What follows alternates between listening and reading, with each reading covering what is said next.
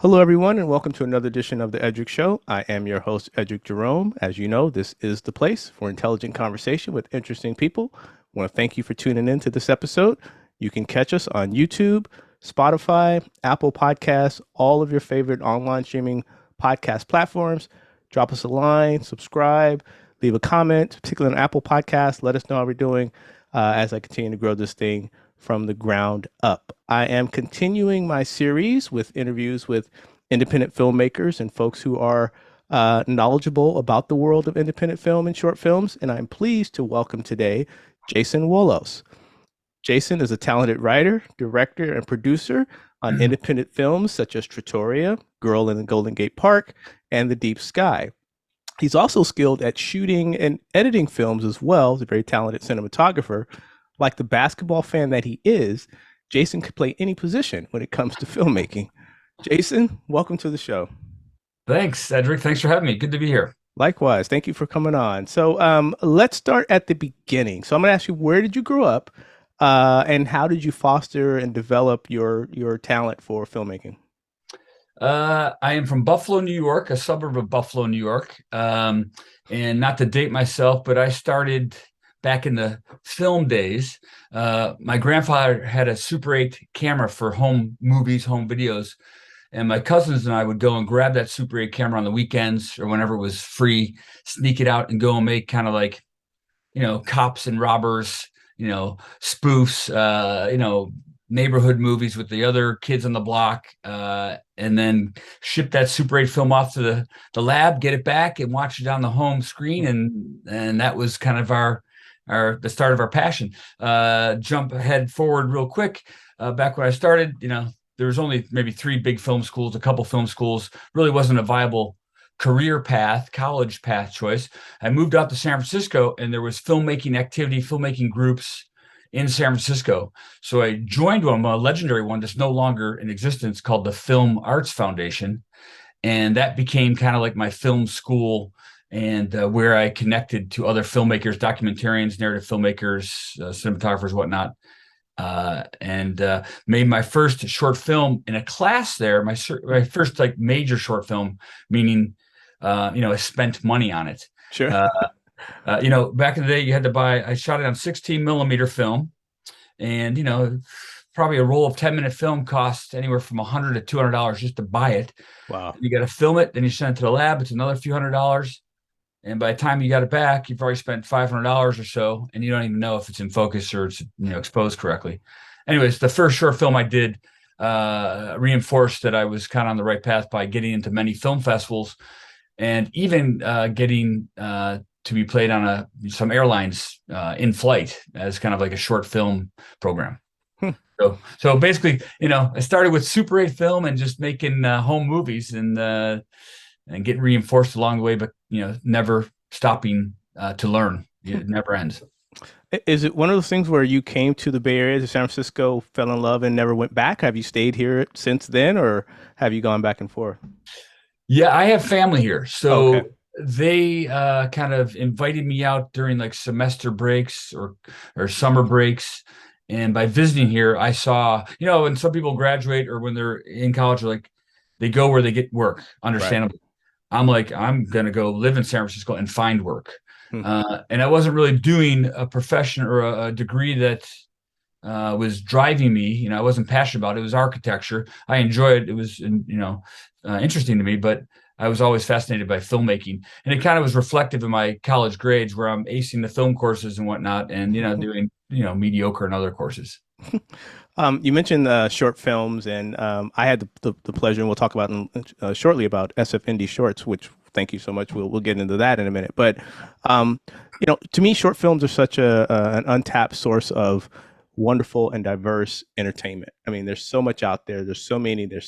If there's anything you're interested in, you can probably find a short film about it. So, in terms of the short film, I mean, I don't know if there's a market or just how people view short films. Where are the opportunities, in your view, for increased visibility? Because it seems like, I mean, in my opinion, there's no Netflix of short films, right? There's no place to really just go. And so, how can that change? Or in your experience, what have you seen as maybe some of the barriers to that?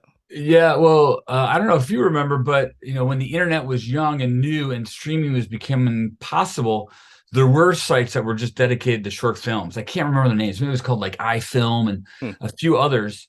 And they held around for a little bit, but probably just wasn't a viable business, plan in that. And then especially since nowadays we have short form video like YouTube or right. the social media platforms, that's where most eyeballs are going.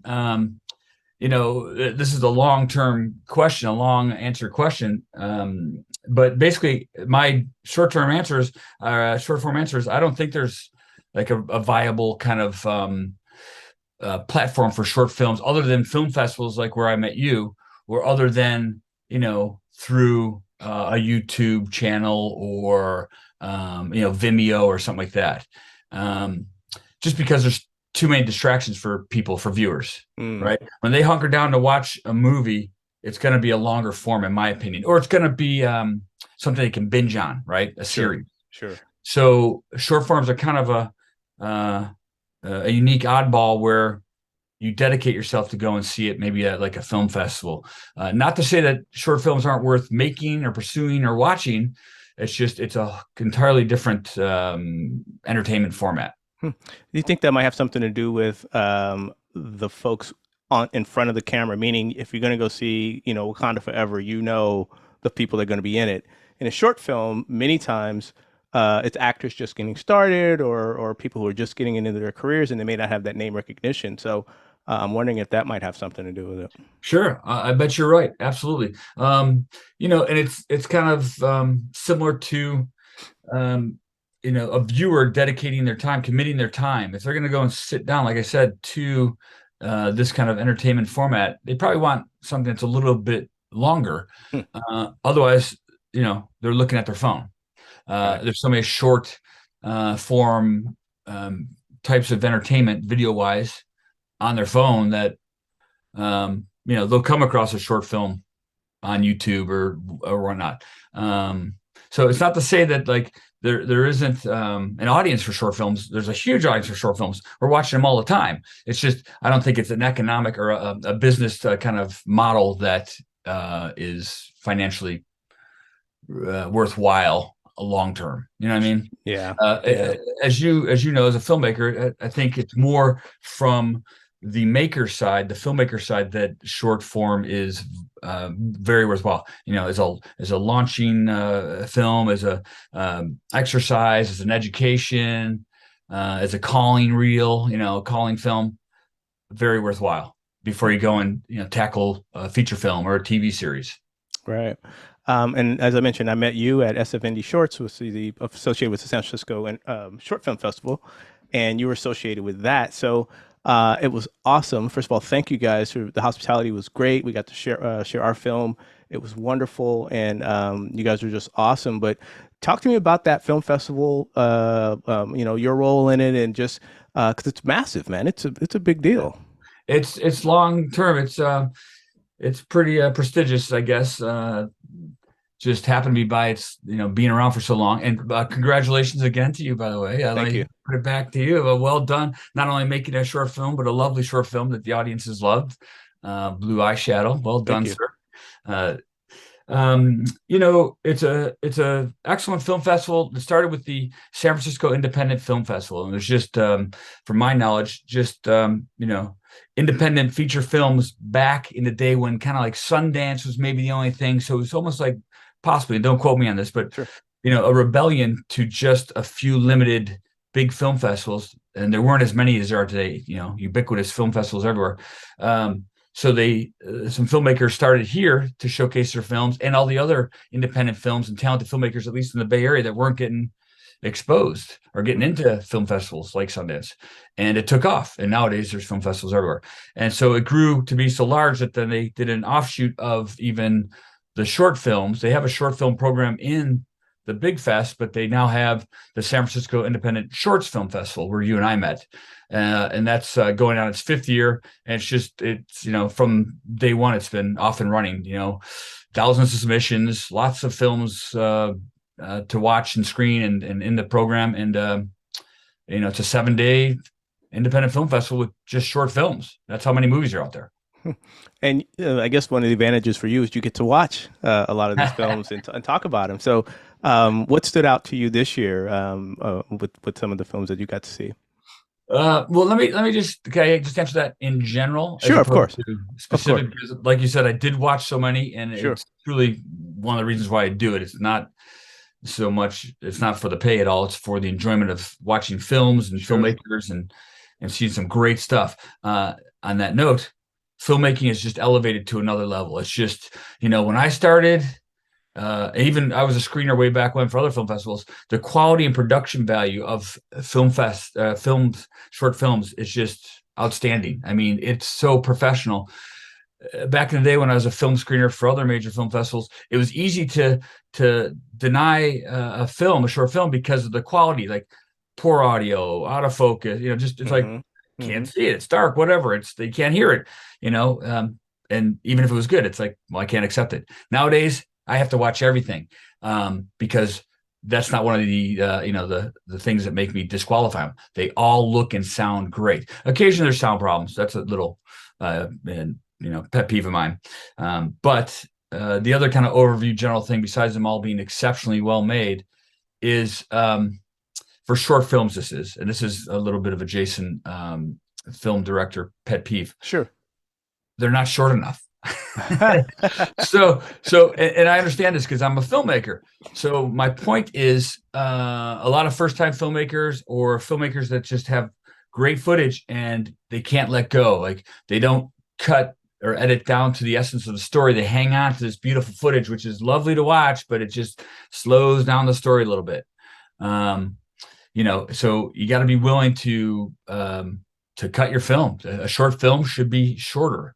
There were even films that were, close to 40, 45 minutes. And that's, categorically a short film, but the material didn't hold up for I 45 see. minutes. Our attention spans are so short. Keep it under 20 minutes, in my opinion. They can be longer, but, a short film should be short.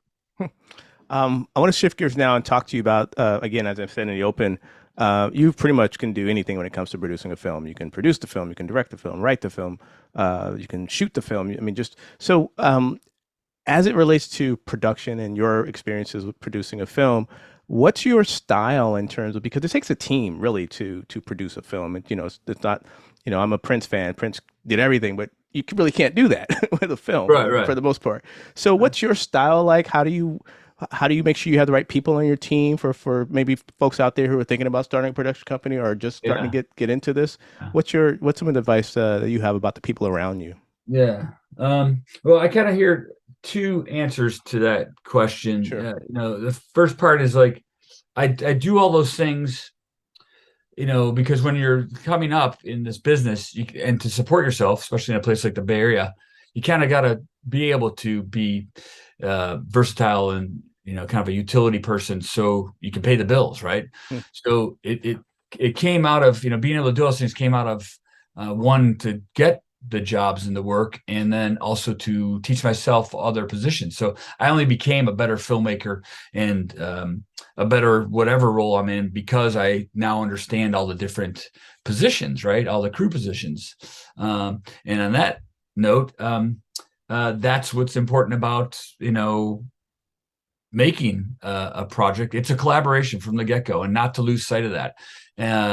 So, you got to hire good people around you, people that you want to work with, not even that are qualified, but you want to work with, because I had to sometimes be on sets where they might be the best person, but they weren't the most, let's say, enjoyable to work with, Hmm. um, and that can then kind of come through on the final result, because you want people that are all on the same page and all like respecting and collaborating together.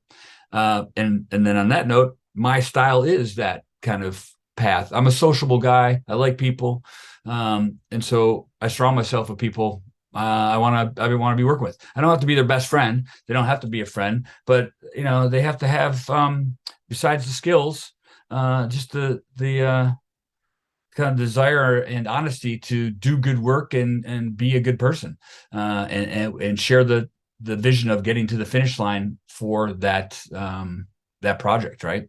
Hmm.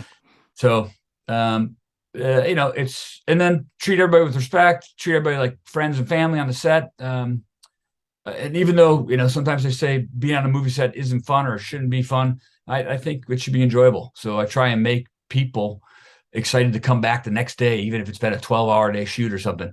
You know, they're on the same page, and it's kind of like a basketball team or some sort of sports team where you're unified towards the victory, even though maybe you don't hang out after the game is played.